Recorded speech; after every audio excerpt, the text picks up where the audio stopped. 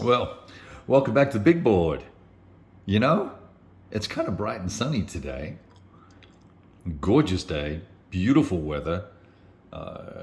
It's in the sort of low 80s at the moment, probably going to sneak up to 90 today, but still pleasant enough. It was only 65 or 70 this morning, so was up early in Adam. And I have a spare half hour during my day, and I thought with the 30% charge on my phone, I would try and crank out a little bit of video about this particular game, A Most Fearful Sacrifice. Wanted to really cover off on and sort of add a few extra comments to the write-up I just put on the blog. It's about 3,000 words over there that you can read with my typical sort of AAR post-gameplay approach.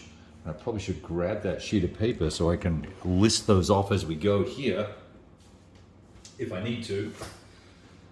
So grab that. And we might talk about a couple of other things as well, other titles on the same sort of battle space that we're dealing with here. Let me zoom out a little bit. Like I said, very bright today, and we're at a limited number of choices about where we can film. So let's just have at it, all right? And for the folks that don't want to sit through however long this takes, I'll summarize my opinion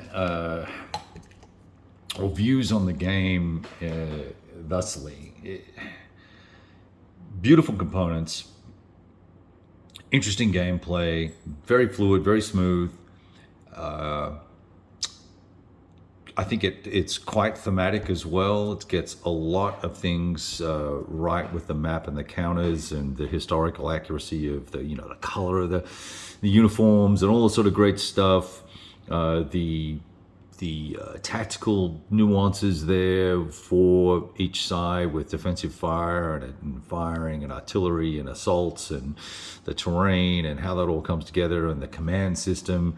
It's great. So that would be my general impression. That said, I've only played one scenario, but I have played the blind sword system a couple of times, and it's very similar to that. This Black Swan system is sort of the next scaled up level, to allow you to manage cores. So it's good. I haven't played the whole campaign, so I can't say it's fantastic or it's the best from my viewpoint. But then again, I haven't played any other Gettysburg full battle games either. So we have that going for us. All right, let me take some water. Let's dive into this. I'm probably going to do this a little bit out of order, not the same order that I did it in the write-up. Starting with the components, just because we got them all here. These counters are a delight to have in your hand. They're the big 1-inch guys, so they've got a lot going for them from that perspective. Right, very attractive, and you can see quite a lot of detail here on these counters. I like them. The map's bright, right? The map's got this sort of rich pastel thing going on, and it's very vibrant. I think is probably the right word for it. And all these different shades of green are easily read, assuming you're not colorblind. I don't know how it impacts colorblind folks. Maybe you'll be able to tell the subtle differences here. They're not too subtle. And plus there's lines for contours here. So, zooming in a little bit, these are, this is great detail, right? Rick Barber map, as everybody knows. God rest his soul, etc. So the map's gorgeous. It's got a lot going for it, and I put out the Last Chance of Victory map next to it just to look at the terrain and the scale and all that sort of stuff, and we'll do that in a minute if you want. It's very different, right? And I quite like the Last Chance of Victory maps. I think they're pretty beautiful, but boy, what a stark contrast, right? This sort of hand-drawn style here is gorgeous, right? So components are top notch. Everybody knows about the font issue with all the charts. It's all too small for all us oldies. They reissued them. You can download and print them off. The new version that's coming out on Kickstarter at some point in the near future will have updated, corrected expanded, bigger fonted charts, and also the errata, and you can also buy that as an upgrade kit. So let's just get that out of the way as a niggle. I didn't like these card holder things. They're goofy with the Flying Pig logo on the back. It just sort of pulls me out of the whole experience, particularly the color green. I know you can't really see that because it's in the shade. Shoot, I need to move the camera. So let's just do it like this. I like the cards. The cards have got a nice satin finish on them to themselves, and they're decent thickness and all the rest of it. I think they'll be sort of well wearing and fine. So there's that. For the components, the rule book is full color and very well laid out. I can find most everything I want. There's a nice index in the back and table of contents in the front. The rules kind of clock in at, let's see, 31, including designer notes and lots of diagrams. There's at least, a couple of diagrams on every page. There's a full 6-page example of play. So even for the most thick-headed of us, you will be able to work it out. And then some good descriptions.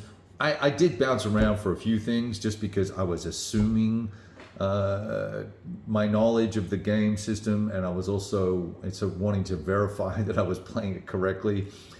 I ended up looking for things that just weren't there, which was annoying because I was thinking that's how the game worked. But I've played 3 or 4 different American Civil War games in the past few months, and it's all a bit of a blur. So my bad.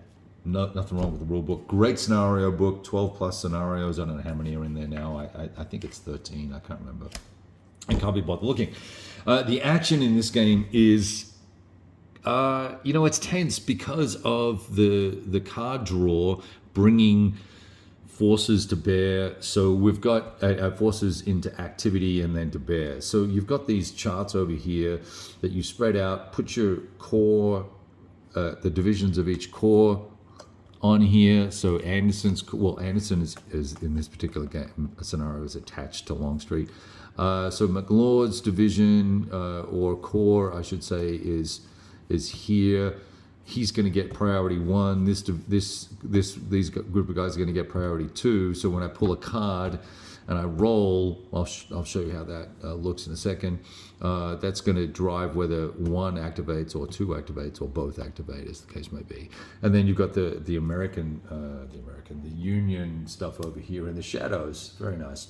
So Sickles' 3rd Corps is here, and there are the 2 main groups of men that are groups of divisions that are working there.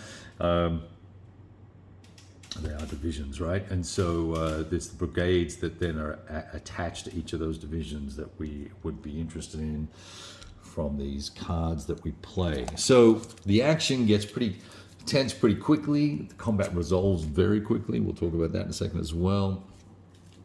So, but this game is not for you if you want to play like a game of chess and have, the God's eye view, because these cards, whether it's cards or chits, right? These cards are going to drive what you can do when you can do it. And it's just another way, just like the Line of Battle series or any of the other detailed Napoleonic or American Civil War level sort of almost post-classical game systems where command is important. That early post-classical era, which I would call this American Civil War, as kind of post-classical, pre-operational, right? It's kind of my thinking about the American Civil War, because it certainly got at, while they did advance in lines and columns and things like that, there was also a lot of skirmishes and a lot of taking cover, and there wasn't this standing to and blasting at each other as much as, say, Napoleonic combat and or certainly, the Clash of Spears style systems with great battles of history. Let's not get distracted on that. So this command system is important to the game and to the game systems of this era, because you need to infuse delay. Time between the commander deciding what he wants to do, then getting that order to the right person, and that order being acted upon in the manner in which the commander hoped for. And so these cards, let's see if we can find one. So here's two great examples. So here's a replacement general for Sickles for third corps. He's inept. I'm going to roll a d6. This card comes out of a draw pile along with some event cards for both sides. And if I roll a 2, there's nothing happens. If I roll a 3 or a 4, I get to activate one brigade from the first card in Sickles' corps display. And he'll pick one of the brigades. And I'm going to need to pull a chart out. Where did I think I put it all away. Because we're done here.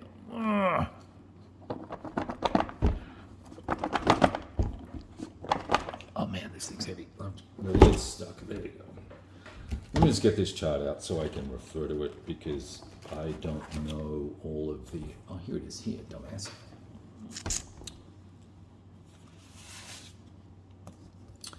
So I said, what did I say? I said one of Sickles' corps. So Sickles is third corps, so here's third corps.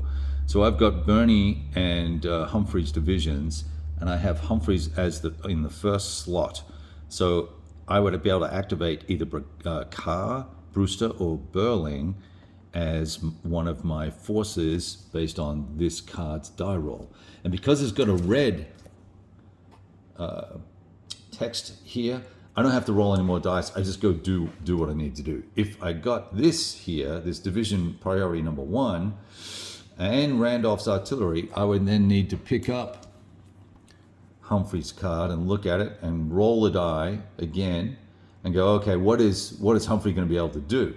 Move one brigade, move a division as a group, which would mean that all of the brigades in the division would have to activate with the same order: attack, maneuver, rally, defend, etc. Division by brigade just means that each brigade gets to do its own damn thing, right? So pretty straightforward. So we're gonna be pulling these out, and that's gonna drive your ability to deal with the situation on the ground. And this is where I think, as Herman mentioned to me, this is where you've got to have contingencies.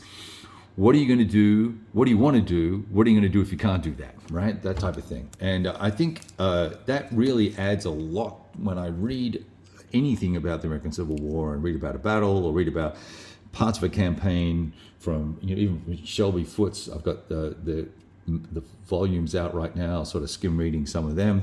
It's always happenstance and circumstance interfering in the best laid plans, right, of men. So lots of that going on. That creates a lot of chaos. So this is a very long-winded way of saying, if you want to play chess, go play chess. Don't play this game.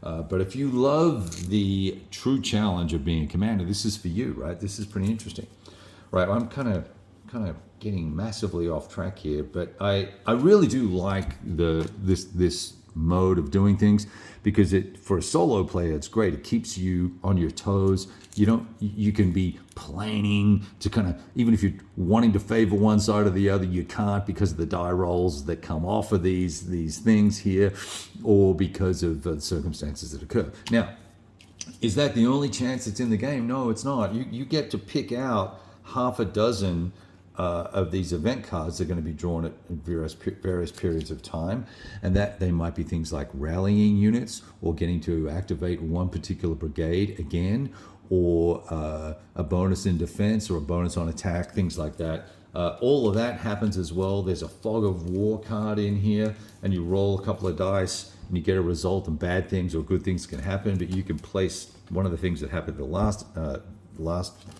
few activations of the last turn was this battlefield chaos. Well, I had this hex here that I wanted to capture as the Confederates, and I'm off screen. As the Confederates, I want to capture this this location, this VP hex, right? So I put battlefield chaos down on this guy. Boom, he's not doing anything for the rest of the turn. Can't fire, can't do anything. So I would have been able to just move into here and capture this and get the extra VPs. We didn't need to do it anyway, because I had enough to get a victory, a pretty substantial victory for the Confederates. And there's some reasons behind why that happened. part of it's poor gameplay on my part, and part of it's making a mistake with one of the rules early in the scenario, which probably caused a few more units to be battle worn for the Union than probably should have. Right, so there's that type of thing. And then also when you roll doubles on the combat results table, this is another nice little feature. You've got and this is not these are my charts that I've done myself, or I found online, I should say, and printed off. This is not the published product.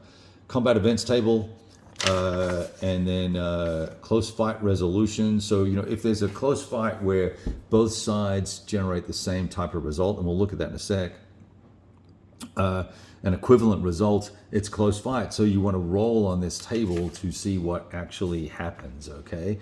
And this is going to give an incremental impact to the result.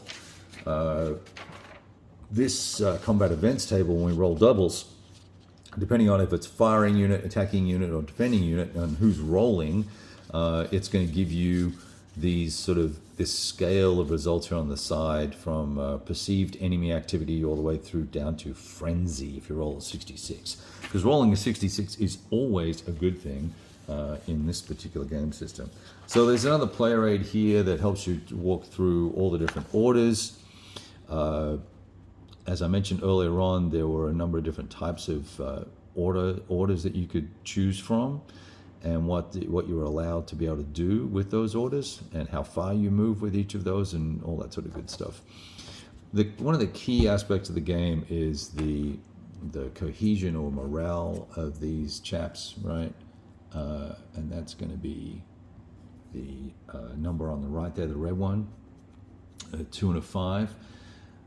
Big influence on what happens in a battle. Sometimes I felt like it was more important than particularly in close assault, more important than the actual combat factors on the left, the 9 and the 5 there, right? That delta 2 to 5, that's going to give me 3 column shifts as a close assaulter into attacking this hex if I were to be doing that, right? Pretty substantial on the column shift activities. Now let me bring up this. So and this is kind of dealing with parts of the decision space, and then how conflict and combat is resolved here. And now this is going to be an eye chart, so don't panic, but combat is pretty interesting. Artillery and musket fire is all resolved here, as is assault. Then we reference the final result down below that we'll look at in a sec. But we take the number of combat factors, and the most you can get is 10, basically. And we roll 2d6, and we use the decile version of that, right? So it goes from 11 to 66, 36 results. And then, so in that prior example where I said we had 3 column shifts, we would dump us all the way over. If we had those 9 factors attacking 1, 2, 3, I'd be over in this double star column here, right? And then you can see, look at that. So these red T results and these C results, which C stands for critical, and we will then and tough test, right? An easy test. So then we would, if we're firing, we would roll the 2d6 as I mentioned, and then we'd roll another red die as well, and take that number and add it to the cohesion value of the dude we're shooting at. So he's got a 2 here. So if I roll a 1, he'd have a 3, right? And let's say I got an S result or a tough result. I got a 3. Well, he would be depleted and have to skedaddle 3, retreat 3. But if I was the other guy and I had a 5 and I rolled a 1, I'd go up to 6, right? I'd just be shaken. I put a shaken marker on me like this and retreat 1. Well, it's in brackets, so I could choose to retreat 1, I believe. Yeah, I could choose to retreat 1 if it was beneficial to me. So I put a shaken marker on me. I'm going to lose 1 SP, and I'm going to lose 1 of my 5 cohesion rating until I recover. So you get all that done there, right? Now, same thing goes for, and there's modifiers. When we do the same thing for an assault. We just look at this table. Both sides roll. They both get a result. So let's say one gets a T and one gets an E, right? We would come down here to the assault results table, I'm sorry about the glare on this, but it's the best I can do. We would look at the defender's result on the left-hand side. I said E, right? And I said the other one was an S or a T. We go across here and we go, the defender gets an SH plus an SK1. So we'd have to be shocked or shaken and retreat one. There are other results over here when you get up a ways.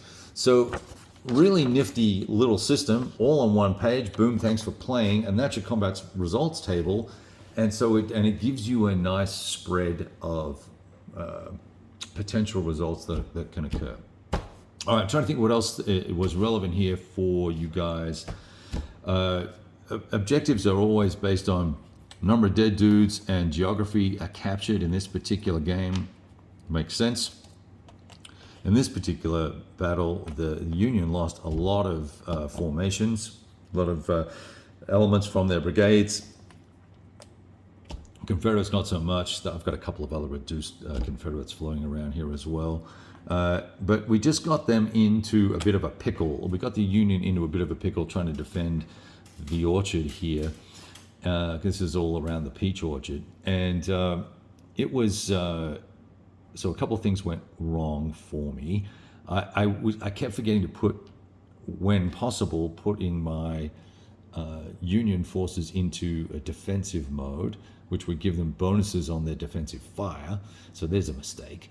And then a couple of times I neglected to allow all of the units when someone moved in. So let's say this chap moved in here. Both of these stacks would get to fire at this guy, and that would and it's one guy fires and the other guy fires, and if they're all from the same brigade, they can combine fire. If they're not, then it's individual firing.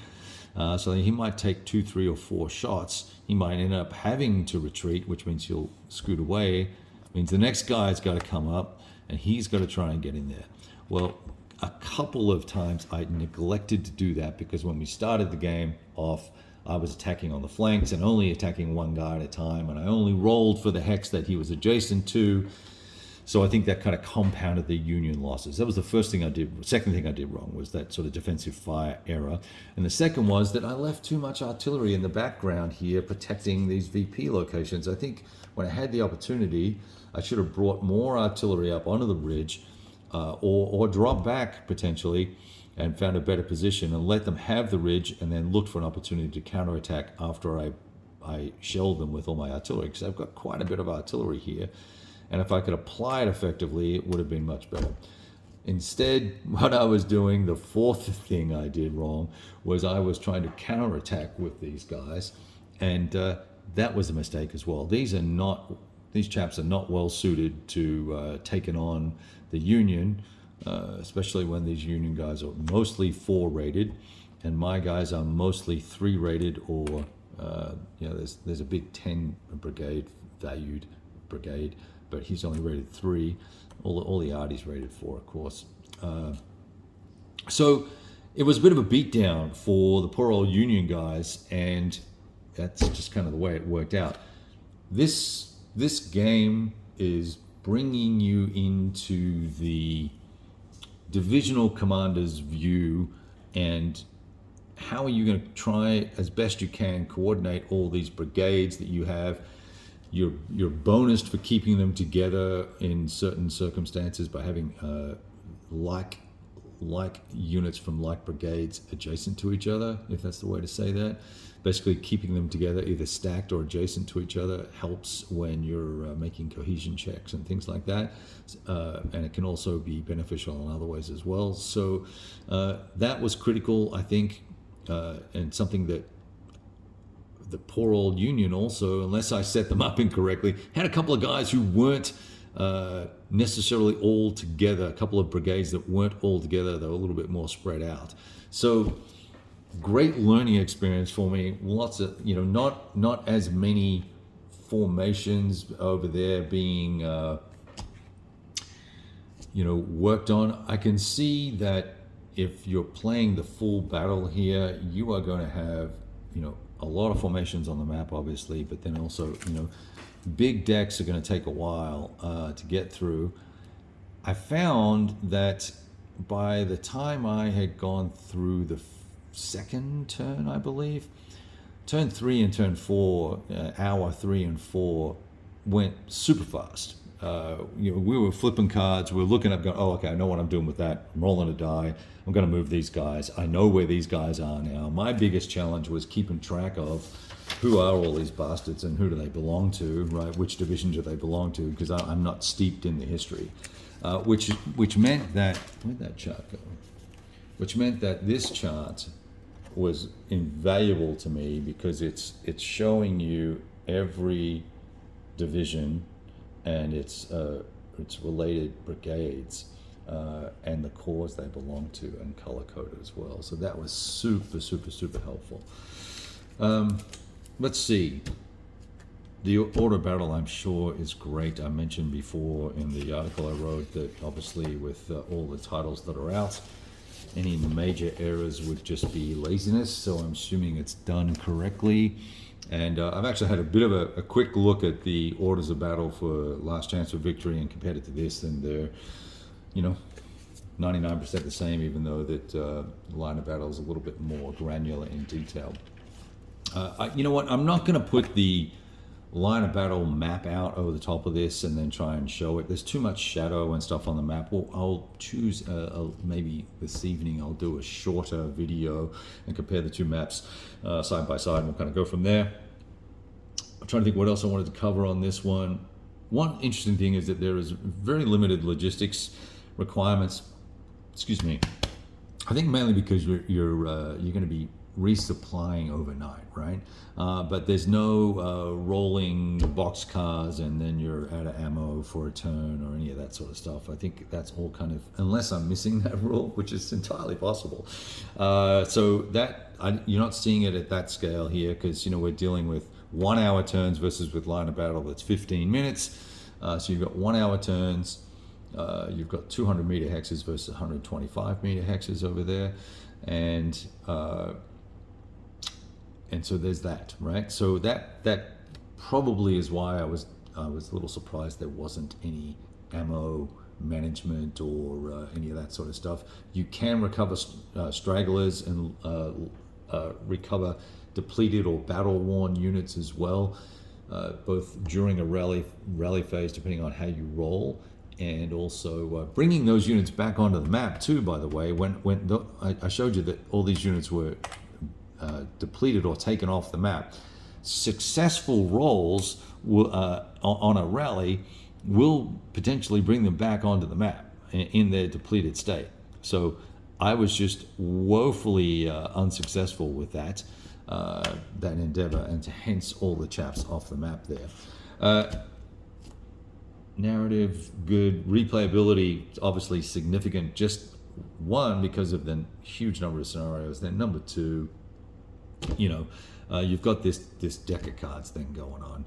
That compounded chance of units when they activate, how well they activate. That's going to be different every time you play, and I think that will give you a pretty rich replay value here.